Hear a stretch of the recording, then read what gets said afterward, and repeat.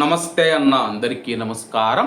భారతదేశం పైన అమెరికా అధ్యక్షుడు ట్రంప్ 50% సుంకాలు విధించిన విషయం అందరికీ తెలిసిందే.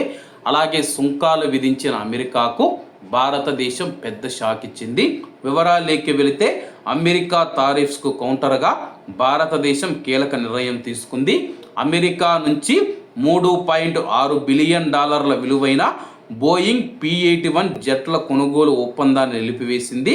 6 P-81 జెట్ల కొనుగోలు కోసం $2.4 బిలియన్ 2021 సంవత్సరంలో భారత్ అమెరికా మధ్య ఒప్పందం కుదిరింది.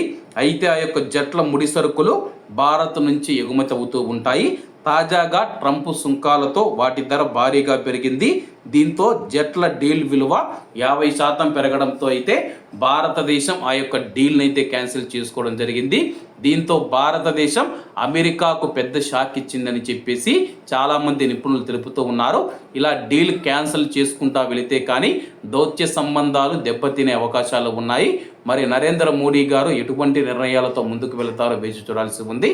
కాబట్టి అందరూ బాగుండాలి, అందులో మనం ఉండాలి. అందరికీ నమస్తే అన్న, జై హింద్.